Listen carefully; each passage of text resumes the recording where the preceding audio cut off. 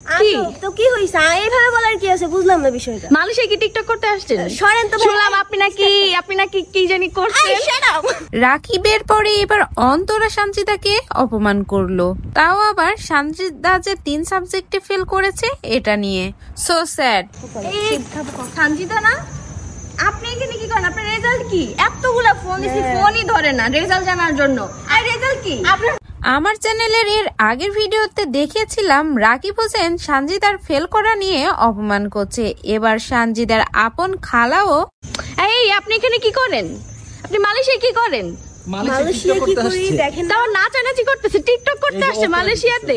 Sanjida fail করা নিয়ে অপমান করলো ভিডিওতে। যদিও রাকিব হোসেন এবং অন্তরা দুইজনই কিন্তু মজা করেই সানজিদাকে এই কথাগুলো বলেছে।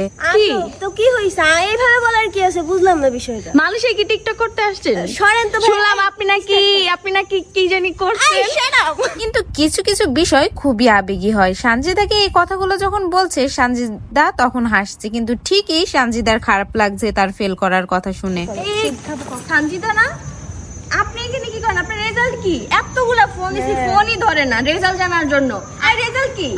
একে তো সানজিদার এত বড় একটা পেজ নষ্ট হয়ে গেছে সানজিদার রেজাল্ট দেওয়ার আগে, তারপরে আবার সানজিদা 3 সাবজেক্টে ফেলও করেছে। সেটা ভোলার জন্য সানজিদা এবার দেশের বাইরে গেছে একটু মন ভালো করতে। আমি অনেক বেশি কনফিউজ যে আমার হাসা উচিত না কান্না করা উচিত।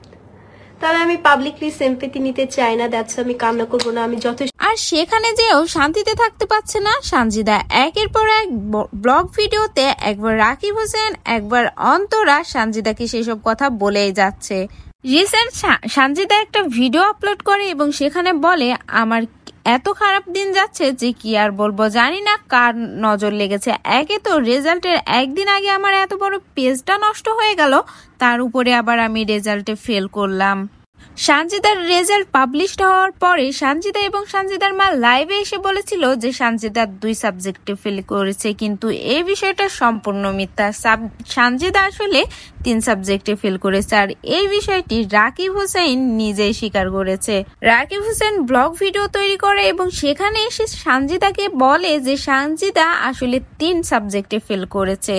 যদিও এই কথাগুলো সানজিদাকে মজা করে বলছে এবং সানজিদাও হয়তো বা লাইভ ভিডিওতে এতটা খারাপ প্রভাব ফেলছে না, কিন্তু ঠিকই যখন তাদের ভিতরে সামান্য কিছু হবে তখন ঠিকই তারা এই বিষয় নিয়ে কথা বলবে।